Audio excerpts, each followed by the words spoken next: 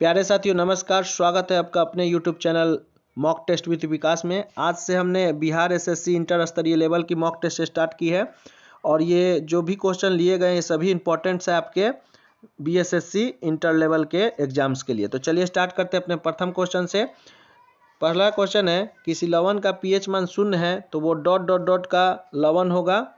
तो आपको बता दें कि पीएच मान अगर याद रखिएगा 0 से लेके 6.9 तक होगा तो वो अम्ल होगा और 7.1 से 14 तक होगा तो वो क्षार होगा। ये नोट कर लीजिए, 0 से 6.9 तक अम्ल होगा, एसिड होगा और 7.1 से 14 तक क्षार होगा। तो बच जाता है एक 7। तो 7 जो होता है ये न्यूट्रल होता है, यानी ना ही अम्ल और ना ही क्षार होता है, इसीलिए शुद्ध जल का पीएच मान जो है 7 होता है। एक चीज़ इसमें याद रखिएगा और कि अगर 0 से लेके 3.5 तक अगर होगा पीएच मान तो याद रखिएगा ये जो है स्ट्रॉन्ग एसिड होगा, यानी स्ट्रॉन्ग अम्ल होगा। तो चूंकि ये क्वेश्चन कर रहा है कि 0 है यानी पीएच मान 0 है तो 0 से 3.5 तक स्ट्रॉन्ग एसिड होता है। तो राइट आंसर इसका हो जाएगा सशक्त एसिड और कमजोर बेस, ए इसका राइट आंसर हो जाएगा। चलिए नेक्स्ट क्वेश्चन की ओर बढ़ते हैं। कह रहा है कि जलीय विलयन में किसी अम्ल या क्षार में क्या परिवर्तन होता है। तो याद रखिए कोई भी अगर मेटर है, कोई भी पदार्थ है, अगर उसको जलीय विलयन में डालते हैं और वो H+ आयन देता है तो वो एसिड होता है और OH- आयन देता है तो वो होता है बेस। तो देख लेते हैं इसमें क्षार जल में क्या करता है, OH आयन निर्मित करता है, तो इसका भी राइट आंसर ए हो जाएगा। जबकि अम्ल जो है H+ आयन निर्मित करता है जलीय विलयन में, तो इसका राइट आंसर ए हो जाएगा। अगले क्वेश्चन की ओर बढ़ते हैं। देखिए मेरा उद्देश्य है कि आप कुछ सीखिए ताकि आपके एग्जाम में कोई भी सवाल छूट ना सके। चलिए नेक्स्ट क्वेश्चन देखते हैं। निष्क्रिय गैस का क्या नाम है जिसे आधुनिक आवर्त सारणी के पहले आवर्त में रखा गया है। तो आधुनिक आवर्त सारणी के पहले आवर्त में हाइड्रोजन होता है और लास्ट के स्तंभ में हीलियम होता है। तो हीलियम चूंकि निष्क्रिय गैस है इसलिए राइट आंसर हीलियम हो जाएगा। इसकी परमाणु संख्या 2 होती है और यह निष्क्रिय गैस है। और ये हीलियम के ग्रुप में और भी निष्क्रिय गैस है, जिस निष्क्रिय गैस का आप नाम याद रख सकते हैं, जिसमें कौन कौन है, helium, neon, argon, krypton, xenon, radon. जिसमें एक रेडॉन जो है ये जो है वायुमंडल में नहीं पाया जाता है, ये भी याद रखिएगा, ये आपके एग्जाम में बार बार पूछता है। चलिए नेक्स्ट क्वेश्चन की ओर बढ़ते हैं। कह रहा है कि अधातुओं का व्यापक उपयोग निम्न में से किसमें होता है। तो जो भी नॉन मेटल है इसका सबसे ज़्यादा उपयोग जो है ये जो पेड़ पौधों के खाद के रूप में, उर्वरक के रूप में किया जाता है। राइट आंसर बी हो जाएगा। देख सकते हैं कितने इंपॉर्टेंस क्वेश्चन लिए गए हैं। तो चैनल पे नए हैं तो एक सब्सक्राइब और एक लाइक जोड़ कर दीजिएगा। चलिए नेक्स्ट क्वेश्चन की ओर बढ़ते हैं। अगला क्वेश्चन, कास्टिक सोडा का रासायनिक नाम पूछा है। तो आपको बता दें कास्टिक सोडा NaOH, इसका रासायनिक नाम सोडियम हाइड्रोक्साइड होता है। ठीक है, कुछ और इंपॉर्टेंट नाम है जैसे सोडियम कार्बोनेट, इसको जो है धोवन सोडा कहते हैं और इसका रासायनिक सूत्र जो है Na2CO3 होता है। पूछ सकता है आपसे, याद रखिएगा 10H2O, ये बार बार आपसे पूछ सकता है। सोडियम क्लोराइड क्या है, तो ये NaCl, खाने वाले नमक को सोडियम क्लोराइड कहते हैं, साधारण नमक को, याद रखिएगा। एक और है यहाँ पे सोडियम थायोसल्फेट, जो कि फोटोग्राफी में यूज होता है। बार बार क्वेश्चन ये पूछता है कहाँ यूज होता है, तो फोटोग्राफी में, और ये जो होता है Na2H2O3 इसका सूत्र होता है। तो सभी इंपॉर्टेंट है, आप याद रखिए, नोटबुक में नोट कर लीजिए। अगला देखते हैं, हीमेटोलॉजी का अध्ययन निम्नलिखित में से किससे संबंधित है। तो देखिए हीम का मतलब ही होता है जो लौह, यानी इसमें जो है Fe है। Fe मतलब लोहा है और लोहा सबसे ज़्यादा कहाँ पाया जाता है, तो हमारे रक्त में, इसीलिए हीमोग्लोबिन रक्त में पाया जाता है, आप देख सकते हैं। तो इसका राइट आंसर ए हो जाएगा। हीमेटोलॉजी का अध्ययन, रक्त के अध्ययन को ही हीमेटोलॉजी कहते हैं। इंपॉर्टेंट है, याद रखिएगा। अगले क्वेश्चन की ओर बढ़ते हैं।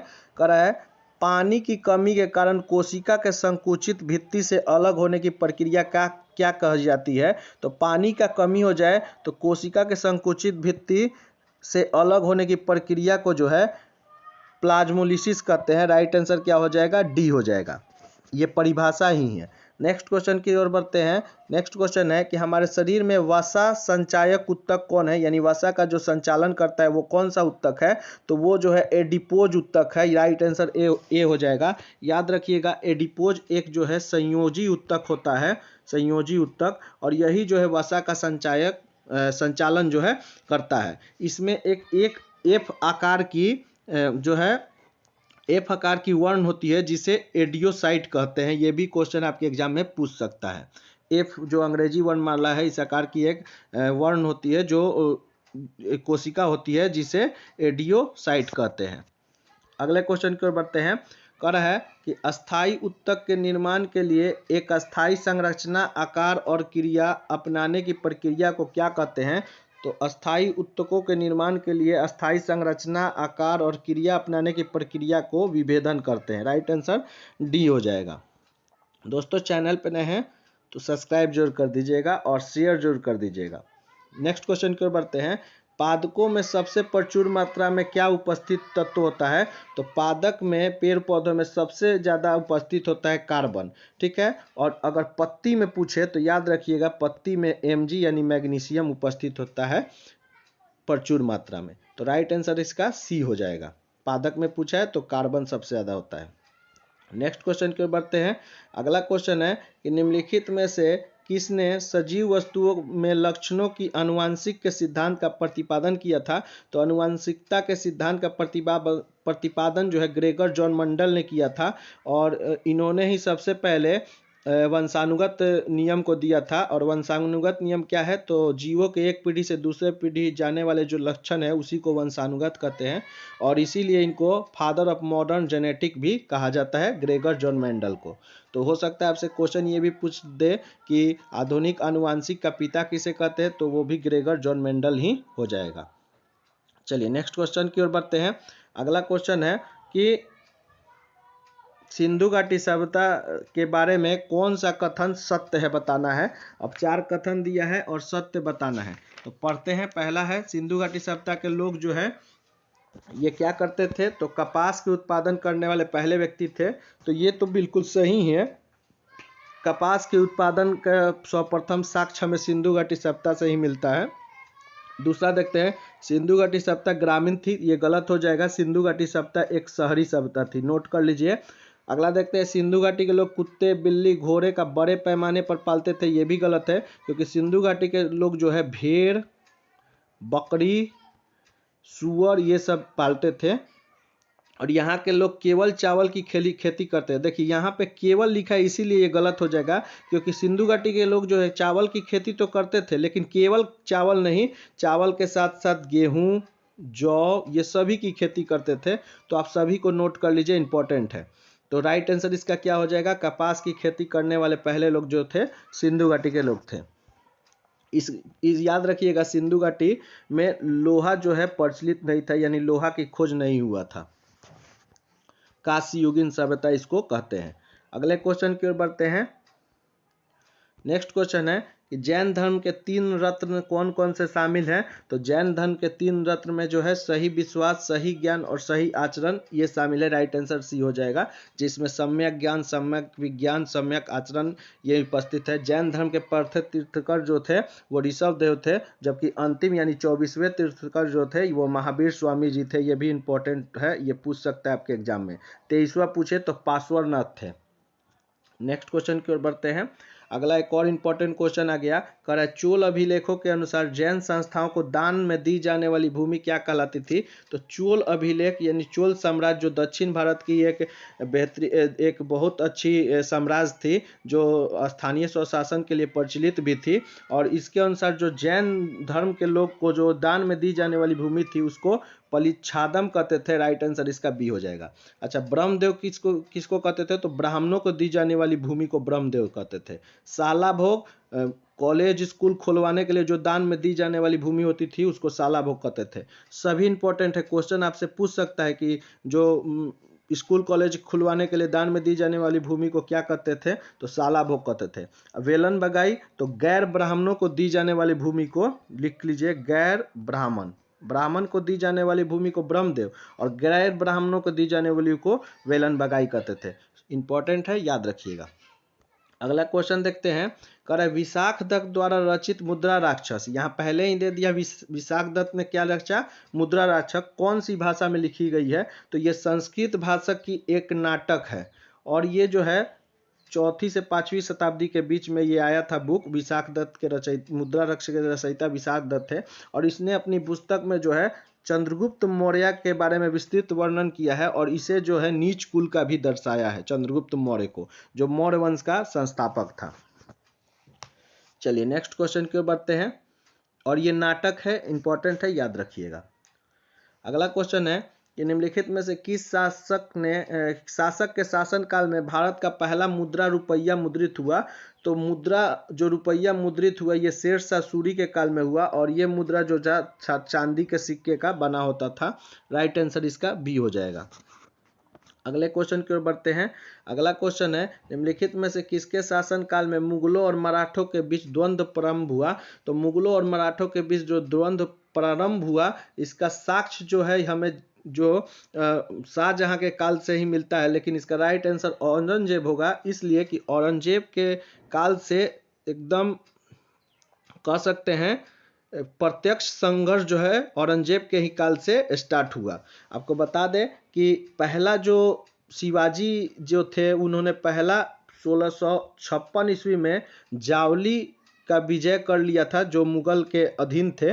उस समय जो है शाहजहां का कार्यकाल था, और औरंगजेब का कार्यकाल 1658 से 1707 ईस्वी तक था, और इसी के काल में जो है एक पुरंदर की संधि भी होती है 1665 ईस्वी में जय सिंह और शिवाजी के बीच, और इन्हीं के काल में, औरंगजेब के काल में प्रत्यक्ष जो है मुगल और मराठा आमने सामने हुए थे। राइट आंसर इसका डी हो जाएगा। कुछ और इंपॉर्टेंट चीज याद रख लेते हैं मराठों के बारे में। मराठा जिसका नेतृत्व जो है शिवाजी ने किया था, इनका जन्म जो है ये 1627 ईस्वी में हुआ था सिवनेर के दुर्ग में, और इन्होंने जो है 1674 ईस्वी में अपना राज्याभिषेक करवाया था बनारस के पंडित श्री गंगा भट्ट के द्वारा। इंपॉर्टेंट है, आपसे क्वेश्चन ये पूछ सकता है। इनके पिताजी का नाम शाहजी भोसले था और माताजी जीजाबाई थी। राजधानी जो था रायगढ़ था। ये मराठों के बारे में इंपॉर्टेंट है, याद रखिएगा। चलिए नेक्स्ट क्वेश्चन के बढ़ते हैं। स्थानीय स्वशासन का पिता किसे कहते हैं? तो स्थानीय स्वशासन का पिता जो है लॉर्ड रिपन को कहते हैं, और यही लॉर्ड रिपन को जो है इसकी उदारता के कारण फ्लोरेंस नाइटिंगेल ने इन्हें भारत का उद्धारक कहा था। इंपॉर्टेंट क्वेश्चन है, इसको याद रखिएगा। फ्लोरेंस नाइटिंगेल ने इन्हें भारत का उद्धारक कहा था, उद्धारक, और इन्हीं का स्थानीय स्वशासन का पिता कहा जाता है। इन्हीं के काल में जो है 1881 से नियमित जनगणना जो 10-10 साल पे होती है, ये चलती आ रही है। चलिए इंपॉर्टेंट है, याद रखिएगा। अगला देखते हैं। ब्रिटिश साम्राज्य में अवध का विलय कब हुआ? तो अवध का विलय 1856 में हुआ, और इसका विलय जो है एक इंपॉर्टेंट रिपोर्ट आया था, नोट कर लीजिए, आउट्रम का रिपोर्ट। आउट्रम के रिपोर्ट के आधार पर ही जो डलहौजी था, इसने क्या किया, कुशासन का आरोप लगा दिया अवध पे। तो इंपॉर्टेंट है, अभी तक क्वेश्चन ये नहीं पूछा है कि किसका रिपोर्ट था, तो याद रखिएगा आउट्रम का रिपोर्ट था। कुशासन का आरोप लगाया था डलहौजी ने, और इसको 1856 में ब्रिटिश साम्राज्य में मिला लिया था अवध को। अवध का उस समय जो नवाब था वो कौन था? वाजिद अली शाह। वाजिद अली शाह अवध का नवाब था, याद रखिएगा। अगला देखते हैं। किसने बंगाल के विभाजन 1905 के विरोध में हुए आंदोलन का नेतृत्व किया? तो 1905 में जो बंगाल विभाजन हुआ था, इसका नेतृत्व सुरेंद्र नाथ बनर्जी ने किया था। अब तो 3 इंपॉर्टेंट डेट याद रखिएगा इस क्वेश्चन से। पहला है 20 जुलाई 1905, इस दिन क्या हुआ था? बंगाल विभाजन की घोषणा हुई थी 20 जुलाई को। दूसरा है 7 अगस्त, इस दिन क्या हुआ था? 1905, इस दिन हुआ था कलकत्ता के टाउन हॉल में ऐतिहासिक बैठक हुई, और इसी में स्वदेशी आंदोलन का नारा भी दिया गया, घोषणा भी किया गया 7 अगस्त। और तीसरा है 16 अक्टूबर, लाइन से डेट याद रखिएगा। 16 अक्टूबर को क्या हुआ? तो बंगाल विभाजन प्रभावी हो गया, और इसी दिन पूरे बंगाल में शोक दिवस जो है मनाया गया 16 अक्टूबर के दिन। तो ये तीनों डेट 20 जुलाई, 7 अगस्त, 16 अक्टूबर याद रखना है, आपके एग्जाम्स के लिए इंपॉर्टेंट रहेंगे। अगला देखते हैं। करा है किस व्यक्ति ने महात्मा गांधी को पहली बार राष्ट्रपिता कहकर संबोधित किया था? तो राष्ट्रपिता कहकर सबसे पहले महात्मा गांधी को जो है सुभाष चंद्र बोस ने संबोधित किया था। राइट आंसर सी हो जाएगा। अब सुभाष चंद्र बोस ने कब कहा था ये भी पूछ सकता है, तो याद रखिएगा 1944 में कहा था आज़ाद हिंद रेडियो से। और क्या कहा था, तो बोले थे राष्ट्रपिता भारत की स्वाधीनता की अब आखिरी लड़ाई हम लड़ने जा रहे हैं और इसलिए हम आपके आशीर्वाद और शुभकामनाएं चाहते हैं। ऑल इंडिया रेडियो से, आज़ाद हिंद रेडियो से इन्होंने कहा था। अगला क्वेश्चन की ओर बढ़ते हैं। सत्यशोधक समाज की स्थापना हुई थी कब, तो ज्योतिबा फुले ने किया था 1873 में सत्यशोधक समाज की। राइट आंसर सी हो जाएगा। बात कर लेते हैं 1867 में क्या हुआ था, तो 1867 ईस्वी में जो है वो प्रार्थना समाज की स्थापना हुई थी। किसने किया था, तो एम.जी. रनाडे जी थे, इनके साथ केशव चंद्र सेन और आत्मराम पांडुरंग जी थे। ठीक है। इसके साथ ही आर्य समाज पूछे तो 1875 ईस्वी में दयानंद सरस्वती ने आर्य समाज की स्थापना की। तत्वबोधनी सभा देवेंद्रनाथ ठाकुर ने की तत्वबोधनी सभा की। इंपॉर्टेंट है ये सब, याद रखिएगा। आगे आएगा क्वेश्चन, हम बता देंगे। नेक्स्ट क्वेश्चन, एक और इंपॉर्टेंट क्वेश्चन। दोस्तों देखिए, सभी क्वेश्चन सभी इंपॉर्टेंस लिए गए हैं, तो चैनल पर नए हैं तो सब्सक्राइब जरूर कर दीजिएगा चैनल को। अटला देवी मस्जिद का निर्माण किस शासक द्वारा कराया गया था। अटला देवी मस्जिद जो यूपी के जौनपुर में स्थित है और ये जो है इब्राहिम शाह सर्की द्वारा इसका निर्माण किया गया था। पहले ये मंदिर था अटला देवी, जो कि कन्नौज के राजा विजय चंद्र के द्वारा बनाया गया था और इसी को तुड़वाकर जो है इब्राहिम शाह सर्की ने एक मस्जिद बनाया, अटला देवी मस्जिद। तो राइट आंसर बी हो जाएगा, जौनपुर में है, यूपी में। अगला देखते हैं, अलाउद्दीन के समय भू राजस्व का दर उपज का कितना भाग था, तो आधा, यानी 50% था। उपज का आधा भाग अलाउद्दीन जो है भू राजस्व के रूप में ले लेता था। उपज का याद रखिएगा, बोने का नहीं, उपज का जितना होगा उसका आधा भाग लेता था अलाउद्दीन। इसके साथ ही खम्स, एक खम्स जो है ये लूटपाट के माल को कहते हैं। खम्स के माल को 3/4 भाग जो है अलाउद्दीन खिलजी के समय ले लिया जाता था, यानी लूटपाट के माल को 75% भाग अलाउद्दीन खिलजी ले लेता था, जिसे खम्स कहते हैं। अगला देखते हैं, पॉलिटी से क्वेश्चन है। भारतीय संविधान अपने नागरिकों को ... की समानता का वचन देता है। तो भारतीय संविधान अपने नागरिकों को 2 प्रकार की समानता का वचन देता है, वो है प्रतिष्ठा और अवसर। इसके साथ ही याद रखिएगा 3 प्रकार का न्याय का जिक्र है हमारे संविधान में, जिसमें कौन कौन न्याय है, सामाजिक, आर्थिक और राजनीतिक। इसके साथ ही 5 प्रकार का जो है स्वतंत्रता का जिक्र है, कौन कौन, विश्वास, अभिव्यक्ति, विचार, धर्म और उपासना। ये सभी इंपॉर्टेंट है, याद रखिएगा। इसका राइट आंसर सी होगा। अगले देखते हैं, निम्नलिखित में से कौन सी समिति ने मूल कर्तव्यों को संविधान में सम्मिलित करने का सुझाव दिया, तो सरदार स्वर्ण सिंह समिति 1976 42वां संविधान संशोधन के द्वारा मूल कर्तव्यों को जो है संविधान में शामिल करने का सुझाव दिया और इनके सुझाव पर ही भाग 4 क के 51 क में ये रखा गया। पहले 10 मौलिक कर्तव्य थे, 11वां मौलिक कर्तव्य अभी हैं 11, और 11वां जो है ये जो है 86वां संविधान संशोधन 2002 के तहत जोड़ा गया, जिसमें 6 से 14 वर्ष की उम्र के बच्चों को निःशुल्क शिक्षा देने की बात कही गई है। अगला देखते हैं, अनुसूचित जाति के संरक्षण के लिए एक क्षेत्र को अनुसूचित क्षेत्र के रूप में घोषणा करने की शक्ति किसके पास है, तो ये राष्ट्रपति के पास होती है किसी भी जगह को अनुसूचित क्षेत्र की घोषणा करने की शक्ति, और ये संविधान के 244(1) में इसकी जिक्र है। अगला देखते हैं, कह रहा है ग्राम सभा में निम्नलिखित में कौन शामिल होते हैं, तो पंचायत में आप ग्राम सभा कराते होंगे, इसमें जो वे सभी व्यक्ति शामिल होते हैं जिनका नाम पंचायत के मतदाता सूची में दर्ज है। राइट आंसर बी हो जाएगा, और ये जो है अनुच्छेद 243 ख में इसका जिक्र है। अगला देखते हैं, देखिए सभी सेक्शन से हमने क्वेश्चन लिया है और इसलिए ये सेट काफ़ी इंपॉर्टेंट है। इस सेट को आप 2 से 3 बार जरूर देखिएगा, आपके एग्जाम में रामबाण की तरह सिद्ध होगा।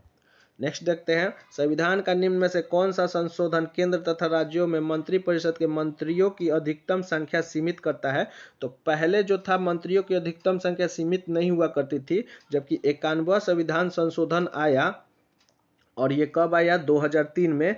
इसी के तहत कह दिया कि कोई भी केंद्र हो या राज्य हो, इसमें मंत्रिपरिषद में मंत्रियों की अधिक संख्या जो है 15% से अधिक नहीं हो सकती, यानी टोटल जितना सीट है उसका 15% से ज़्यादा आप मंत्री नहीं रख सकते हैं, ठीक है। और कम से कम आपको जो है 12 रखना होगा, यानी 12 से कम नहीं, 15% से अधिक नहीं, ये बोला गया था।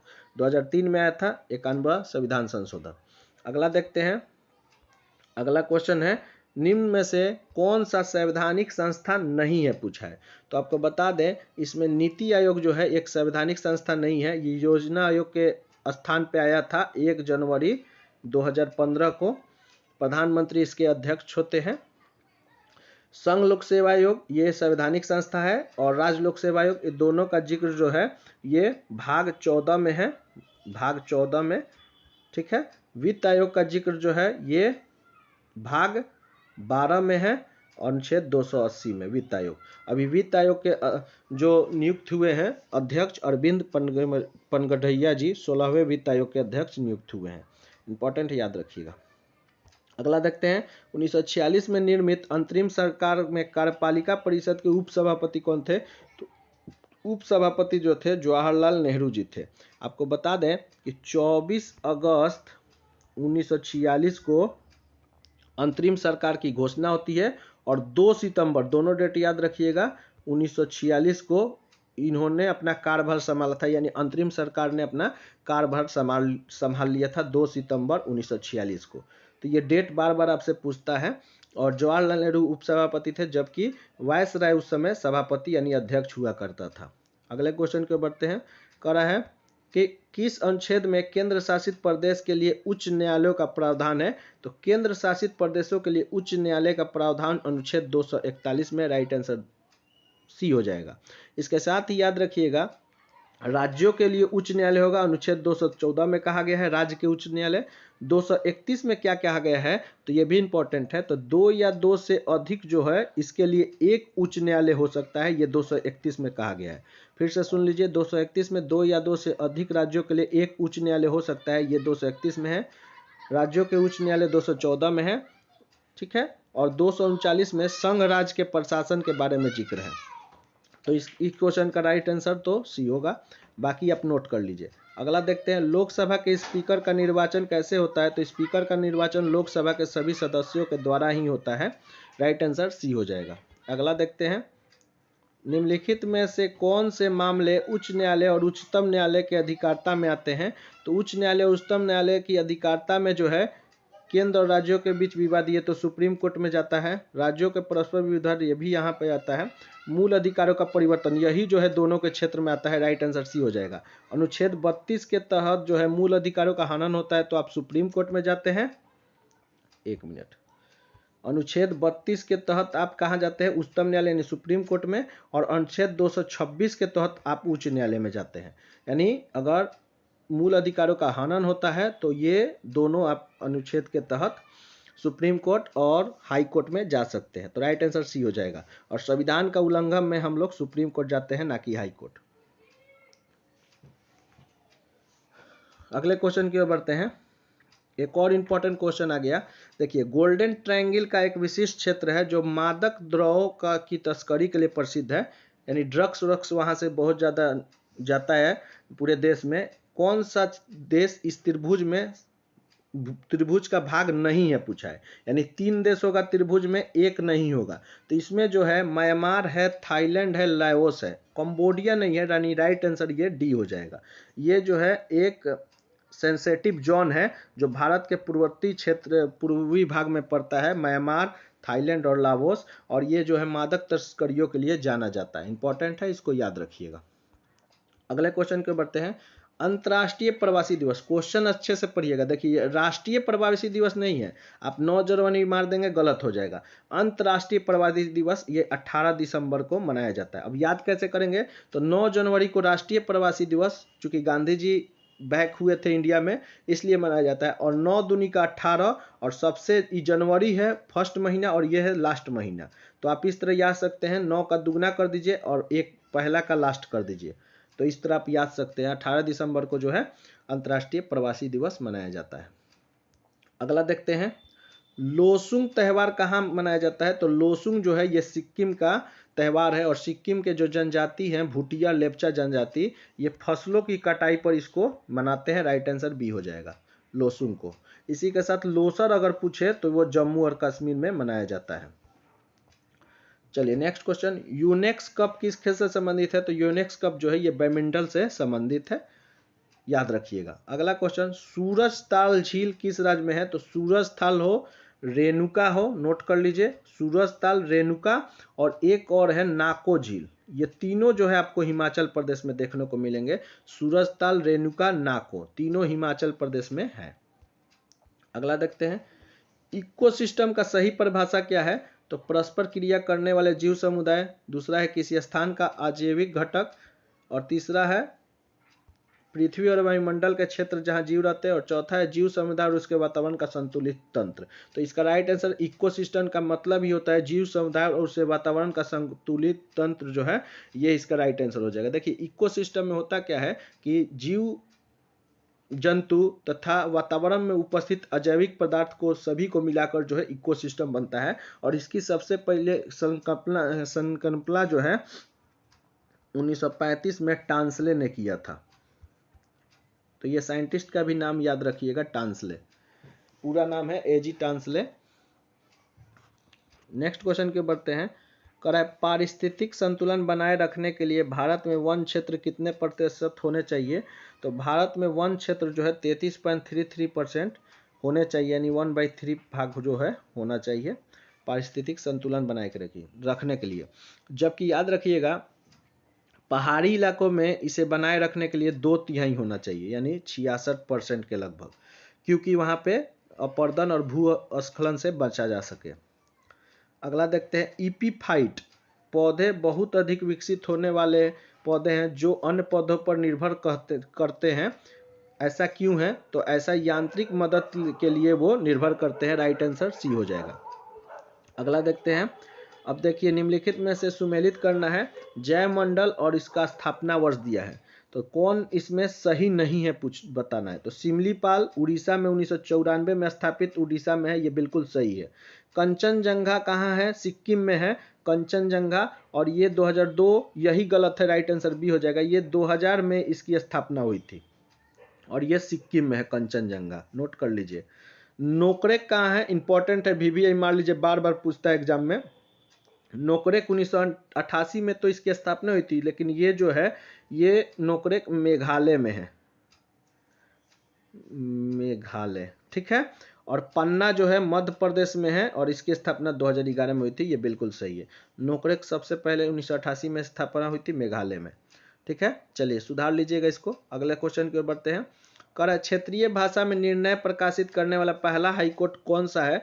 तो पहला हाईकोर्ट जो है केरल हाईकोर्ट है, जिसने क्षेत्रीय भाषा यानी अपनी भाषा में जो है रिपोर्ट प्रकाशित किया था, निर्णय प्रकाशित किया था। एक और चीज याद रखिएगा, गुजरात हाईकोर्ट जो है ये पहला हाईकोर्ट है जिसने लाइव प्रशासन शुरू किया था, नोट कर लीजिए, पूछ सकता है। अगला देखते हैं, श्वास ऐप जारी किसने किया था? तो ये जो है तमिलनाडु सरकार ने किया था। क्यों किया था? स्वच्छता कर्मचारियों और उसके परिवार के सदस्यों के कल्याण हेतु। अगला देखते हैं, कर है हाल ही में संगम नौसेना अभ्यास का आयोजन भारत और किस देश के बीच हुआ? तो संगम नौसेना अभ्यास जो है भारत और अमेरिका के बीच हुआ था। राइट आंसर सी हो जाएगा। नेक्स्ट क्वेश्चन की ओर बढ़ते हैं। अगला क्वेश्चन है, कह रहा है कि अंतर्राष्ट्रीय श्रम संगठन ILO में शामिल होने वाला 187वां देश कौन सा है? तो ये 2023 में ही हुआ था। अब चूंकि आपका जो एग्जाम है इससे पहले 3-4 साल पहले ही हुआ था इंटर स्तरीय, तो हमने पिछले साल के भी करंट ले लिया है और उससे रिलेटेड इस साल का भी करंट आपको बता देंगे। तो ILO में शामिल होने वाला 187वां देश जो है वो टोंगा है। अब बात करते हैं कि ये 2023 में शामिल हुआ था। अब बात करते हैं कि ILO इसका मुख्यालय कहाँ है? तो जेनेवा में है, स्विट्जरलैंड में। और ILO की स्थापना कब हुई थी? तो याद रख लीजिएगा कि ILO की जो स्थापना है ये 1919 ईस्वी में हुआ था। तो ये इससे रिलेटेड 3 क्वेश्चन याद रखिएगा। अब यहाँ पे टोंगा की बात हो रही है तो टोंगा देश की राजधानी पूछ सकता है आपसे, तो याद रखिएगा नुकु आलोपो, नुकु आलोपो इसकी राजधानी है, नोट कर लीजिए। अगला क्वेश्चन देखिए 2023 और 2024 दोनों बता देंगे। विश्व हिंदी सम्मेलन 2023 जिसका आयोजन फिजी में हुआ था, याद रखिएगा, इसमें भारत की तरफ से किसने प्रतिनिधित्व किया था, तो एस जयशंकर विदेश मंत्री जी ने प्रतिनिधित्व किया था। और 2024 में जो है इसका आयोजन विश्व हिंदी सम्मेलन जो कि 10 जनवरी को होता है प्रत्येक वर्ष, 2024 में इसका आयोजन जो है इंडोनेशिया में हुआ है, इंडोनेशिया बाली में। ठीक है, इंपॉर्टेंट है, याद रखिएगा। अच्छा, राष्ट्रीय हिंदी सम्मेलन कब होता है, नोट करके बताइए। हिंदी दिवस, राष्ट्रीय हिंदी दिवस। अगला देखते हैं, भारत सरकार ने भूकंप प्रभावित देश तुर्की और सीरिया की सहायता के लिए कौन सा ऑपरेशन चलाया था, तो तुर्की और सीरिया की सहायता के लिए ऑपरेशन दोस्त चलाया था।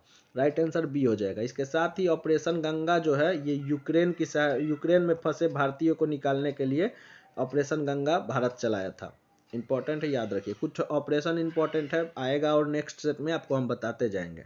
ग्लोबल फायर पावर इंडेक्स 2023 में कौन सा देश प्रथम स्थान है, तो याद रखिए ये ग्लोबल फायर पावर इंडेक्स जो है ये इसमें पता चलता है कि किस देश की सेना कितनी मजबूत है। तो इसमें अमेरिका पहले स्थान पे 2023 में भी था और इस बार भी जो है यानी 2024 में भी अमेरिका ही पहले स्थान पे है। भारत जो है इससे पहले भी चौथे स्थान पे था और अभी भी चौथे स्थान पे है। तो भारत का भी पोजीशन याद रखिएगा, 2024 2023 दोनों में चौथे स्थान पे था। चलिए नेक्स्ट क्वेश्चन की ओर बढ़ते हैं। अगला क्वेश्चन है कि विक्ट्री सिटी के लेखक पूछा है, तो विक्ट्री सिटी जो है सलमान रश्दी की पुस्तक है। और इसके साथ ही याद रखिएगा द सेम, इनकी एक और बेहतरीन पुस्तक है। मिडनाइट चिल्ड्रन बेहतरीन पुस्तक है। तो ये सब सलमान रश्दी की पुस्तक है। Victory city, the same, midnight children, the satanic verses, ये सब सलमान रश्दी की पुस्तक है। कैंसर दिवस 2023 की थीम पूछा है, तो 2022 से लेके 2024 तक एक ही थीम था, क्लोज द केयर गैप। इस बार भी क्लोज द केयर गैप ही है। अगला क्वेश्चन, अच्छा कैंसर दिवस कब मनाया जाता है, तो याद रखिएगा 4 फरवरी के दिन ये मनाया जाता है। नेक्स्ट, स्टैचू ऑफ नॉलेज को कहाँ स्थापित किया गया, तो स्टैचू ऑफ नॉलेज जो है ये महाराष्ट्र के लातूर में स्थापित हुआ, महाराष्ट्र के लातूर जिला में। और ये जो है BR अम्बेडकर, भीमराव अम्बेडकर जी की मूर्ति है। तो राइट आंसर ए हो जाएगा। अगला देखते हैं, करा है जनवरी 2023 में आय रिपोर्ट के अनुसार 2022 में भारत का सबसे प्रदूषित शहर कौन है। तो 2023 में जो आया रिपोर्ट और इस बार 2024 में भी जो आया रिपोर्ट, इसमें सबसे प्रदूषित शहर भारत का जो है वो नई दिल्ली ही रहा है। तो याद रखिएगा दोनों, चूंकि आपकी इस पहले की एग्जाम 2022 से पहले हुआ था, तो 23-24 भी एग्जाम में आपका करंट 23 का भी दे सकता है, इसलिए हमने दोनों लिया है। अब राज्य का राज्यपाल में कौन सुमेलित नहीं है, यहाँ पे क्वेश्चन गलत है, ये सुमेलित है कर लीजिएगा। इनमें से कौन सुमेलित है राज्य के राज्यपाल में, तो अभी 5 राज्यों के राज्यपाल चेंज हुए हैं, ये आपको हम लिखवा देंगे नाम। और इसमें जो क्वेश्चन आंसर हो जाएगा सुमेलित है में, अरुणाचल प्रदेश में केरी पटनायक जो है ये राइट आंसर हो जाएगा। मेघालय में फागू चौहान नहीं है। याद रखिएगा कि मेघालय में जो है CH विजय शंकर जी हैं। CH विजय शंकर जो है मेघालय में है, वहाँ के राज्यपाल। झारखंड के नहीं है, महाराष्ट्र के CP राधाकृष्णन है, जबकि झारखंड के जो हैं ये झारखंड के याद रखिएगा संतोष कुमार गंगावर जी हैं। तो ये सभी इंपॉर्टेंट है, याद रखिएगा। अरुणाचल प्रदेश केरी पटनायक, ये बिल्कुल सही है। मेघालय के याद रखिएगा CH विजय शंकर जी हैं। झारखंड के SK गंगावर जी हैं, संतोष कुमार गंगावर। और महाराष्ट्र के CP राधाकृष्णन है। तो नोट कर लीजिएगा, ये इंपॉर्टेंट है, इसका राइट आंसर ये हो जाएगा। 5 राज्यों का जो राज्यपाल चेंज हुए हैं अभी, इसमें जो है बिहार के राज्यपाल इंपॉर्टेंट है, आपके एग्जाम पूछ सकता है। तो आरिफ मोहम्मद खान जो पहले केरल के थे अब बिहार चले आए हैं, और बिहार के जो थे राजेंद्र आर्लेकर वो केरल चले गए हैं। तो दो तो ऐसे ही आपको याद हो जाएगा। तीसरा जो है मिजोरम के विजय कुमार सिंह जी बने हैं, मणिपुर के अजय कुमार भल्ला जी बने हैं, 4 हो गया। और एक जो है उड़ीसा के जो है ये हरि बाबू कंभपति बने हैं, हरि बाबू कंभापति। तो ये 5 राज्यों के राज्यपाल चेंज हुए थे। अगला देखते हैं, हाल ही में तुलसीदास बलराम का निधन हो गया, संबंध पूछा है किससे था, तो इनका संबंध जो था खेल थे, ये फुटबॉलर थे बहुत ही अच्छे, और इनका हाल ही में निधन हो गया। अगले क्वेश्चन की ओर बढ़ते हैं, भारतीय प्रतिस्पर्धा आयोग के अध्यक्ष कौन है, तो भारतीय प्रतिस्पर्धा आयोग के जो अध्यक्ष है ये इन चारों में से कोई नहीं हो जाएगा, आंसर लिख लीजिएगा, अभी हाल फिलहाल बनी है रवनीत कौर। रवनीत कौर जो है भारतीय प्रतिस्पर्धा आयोग के नए अध्यक्ष बनी है। इसकी स्थापना पूछे तो याद रखिएगा 2003 में इसकी स्थापना हुई थी। चलिए नेक्स्ट क्वेश्चन की ओर बढ़ते हैं, अंतर्राष्ट्रीय धम्म सम्मेलन का उद्घाटन कहाँ किया गया, तो अंतर्राष्ट्रीय धम्म सम्मेलन अगर 2023 पूछे तो ये हो जाएगा भोपाल में, जो कि हमारे माननीय राष्ट्रपति जी ने की थी, द्रौपदी मुर्मू जी ने, 7वां था वो धम्म सम्मेलन। लेकिन अगर 2024 में पूछे जो कि 8वां था, तो ये जो है गुजरात के अहमदाबाद में इसका उद्घाटन हुआ, और 8वां जो धम्म सम्मेलन है इसके उद्घाटनकर्ता जो है उपराष्ट्रपति जगदीप धनखड़ जी थे।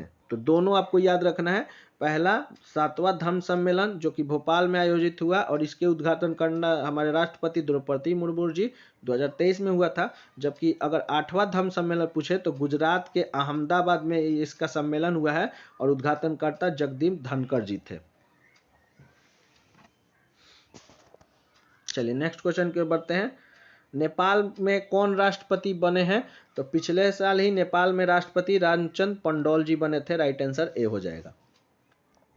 अगला देखते हैं, हाल ही में किस राज्य में यांगसंग उत्सव मनाया गया, तो होली के समय यह उत्सव मनाया जाता है, और यांगसंग उत्सव जो है ये मणिपुर का उत्सव है, राइट आंसर बी हो जाएगा। नेक्स्ट क्वेश्चन, महाराष्ट्र भूषण पुरस्कार 2022 किसे सम्मानित किया गया, तो 2022 महाराष्ट्र भूषण पुरस्कार जो है अप्पा साहब धर्माधिकार को दिया गया, जबकि 2024 में ये पुरस्कार जो है एक अभिनेता हैं मराठी अभिनेता अशोक सराफ, नोट कर लीजिए, अशोक सराफ, इनको दिया गया है महाराष्ट्र भूषण पुरस्कार 2024, अशोक सराफ जी को दिया, मराठी अभिनेता है। एक मिनट, नेक्स्ट देखते हैं, वंदे भारत ट्रेन संचालन करने वाली पहली महिला ड्राइवर कौन है, तो सुरेखा यादव है, राइट आंसर बी हो जाएगा। और सुरेखा यादव जो है देश की पहली महिला ट्रेन ड्राइवर भी रह चुकी हैं, इन्होंने ही वंदे भारत ट्रेन का संचालन भी किया, राइट आंसर बी हो जाएगा। अगला देखते हैं, कह रहा है कि रबी फसल की बुआई की जाती है कब, तो रबी फसल की बुआई जो है अक्टूबर नवंबर में किया जाता है और मार्च अप्रैल में काट दिया जाता है, जबकि खरीफ फसल की बुआई जो है वो होता है जून जुलाई में, ठीक है, और अगस्त सितंबर तक अक्टूबर तक इसको खरीफ को काट दिया जाता है। रबी फसल के उदाहरण कौन है, तो गेहूं है, चना है, जौ है, सरसों है। चलिए जूट उत्पादन में सबसे ज्यादा अग्रणी राज्य पूछा है, तो जूट उत्पादन में पश्चिम बंगाल हो जाएगा, राइट आंसर। और जूट जो है ये किस कुल का है पूछ सकता है, ज्यादा क्वेश्चन घुमाएगा तो किस कुल का, तो याद रखिएगा लेग्यूमिनेसी कुल, नोट कर लीजिए, जूट जो है ये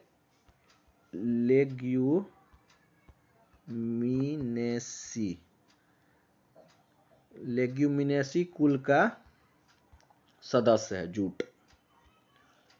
नेक्स्ट क्वेश्चन, किस भारतीय राज्य की अधिकतम सीमा म्यांमार से लगती है, तो म्यांमार की अधिकतम सीमा जो है भारतीय राज्य जो है अरुणाचल प्रदेश की सबसे ज्यादा सीमा म्यांमार से लगती है, जबकि आपके से पूछे कि बांग्लादेश की अधिकतम सीमा किससे लगती है, तो ये पश्चिम बंगाल यानी वेस्ट बंगाल की से लगती है। नेक्स्ट क्वेश्चन देखते हैं। भारत में उत्तरी मैदान में शीत ऋतु में वर्षा होता है, इसका क्या कारण है? तो भारत में जो उत्तरी मैदान है ये यहाँ पे शीत ऋतु में वर्षा पश्चिमी विक्षोभ के कारण होता है, यानी इधर जो मेडिटेरेनियन सी से हवा चलता है इसी के कारण होता है। राइट आंसर बी हो जाएगा। कॉफी पोर्ट के नाम से जाना जाता है तो सेंटोस बंदरगाह जो है, जो कि ब्राजील का बंदरगाह है, इसी को जो है कॉफी पोर्ट के नाम से जाना जाता है। ब्राजील सबसे ज़्यादा कॉफी उत्पादन वाला देश भी है। अगला देखते हैं, नंदा देवी चोटी किस हिमालय का भाग है? तो नंदा देवी चोटी जो है ये कुमायूं हिमालय का भाग है, जो कि आपको सतलज और काली नदी के बीच जो है पड़ती है। टोटल 320 किलोमीटर इसकी लंबाई है। सतलज और काली नदी के बीच कुमायूं हिमालय की लंबाई 320 किलोमीटर है। ठीक है, जब हिमालय को वर्गीकृत कीजिएगा तो याद रखिएगा, ये भी क्वेश्चन आपसे पूछ सकता है कि हिमालय को 4 भागों में वर्गीकृत किया गया है। पहला है सिंधु सतलज, और इसमें पड़ता है पंजाब हिमालय, इसकी जो टोटल लंबाई है 560 किलोमीटर। उसके बाद सतलज और काली, इसमें कुमायूं पड़ता है, जिसमें नंदा देवी चोटी पड़ता है, 320 किलोमीटर के रेंज में फैला है। और तीसरा है काली से तीस्ता, और ये जो है ये नेपाल हिमालय है, और इसकी लंबाई जो है सबसे ज़्यादा 800 किलोमीटर के रेंज में फैला है। और तीस्ता से दिहांग है एक, जो कि असम हिमालय लास्ट वाला। तो ये 4 भागों में, 1 2 3 4 भागों में हिमालय फैला है। द्वीपों का समूह लक्षद्वीप कैसा है? तो प्रवाल निर्मित द्वीप है। राइट आंसर हो जाएगा। 36 प्रवालों से ये निर्मित है।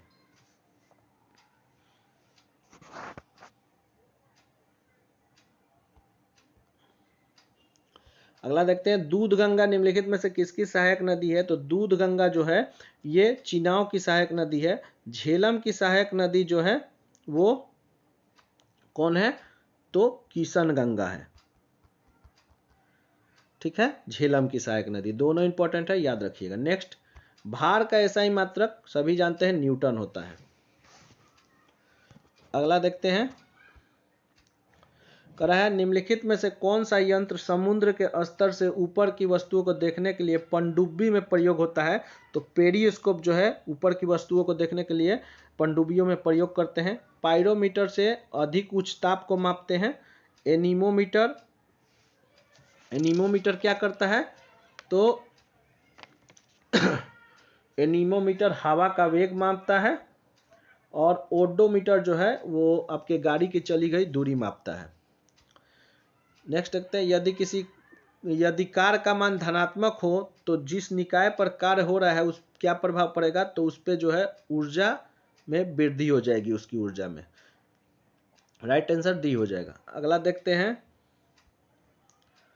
यदि दो कणों के बीच की दूरी बढ़ जाए तो इसके बीच गुरुत्वाकर्षण बल क्या प्रभाव पड़ेगा? तो आप मालूम होगा G=m1m2/r², यानी रेडियस से ग्रेविटेशनल का अपोजिट रिलेशन होता है। यानी रेडियस बढ़ेगा, यानी दूरी बढ़ेगी, तो ग्रेविटेशनल क्या होगा? कम होगा। जबकि अगर मास बढ़ेगा उसका तो बढ़ जाएगा ग्रेविटेशनल। अगला देखते हैं, उत्क्षेप बल और भार कार्य करते हैं। तो उत्क्षेप बल और भार एक दूसरे के विपरीत दिशा में कार्य करते हैं। राइट आंसर डी हो जाएगा।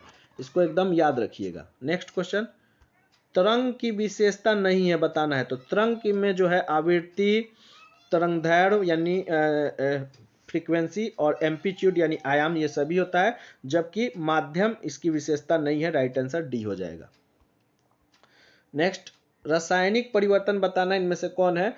तो रासायनिक परिवर्तन यानी केमिकल चेंज में कौन आता है? तो दूध का दही में परिवर्तन जो है ये एक रासायनिक परिवर्तन है, जिसको फिर से रिवर्स नहीं किया जा सकता। जबकि ये तीनों जो है, चीनी का घोल, रेत में पानी का घोलना, सूक्ष्म वर्ग का सब्लिमेशन, ये सब जो है भौतिक परिवर्तन है, जिसको रिवर्स किया जा सकता है, यानी पूर्ण की अवस्था में लाया जा सकता है। अगला देखते हैं, कह रहा है कि किसने परमाणु की अविभाज्यता के बारे में बताया? तो सबसे पहले परमाणु अविभाज्य है, यानी इसको तोड़ा नहीं जा सकता, ये डाल्टन साहब ने कहा था। राइट आंसर ए हो जाएगा।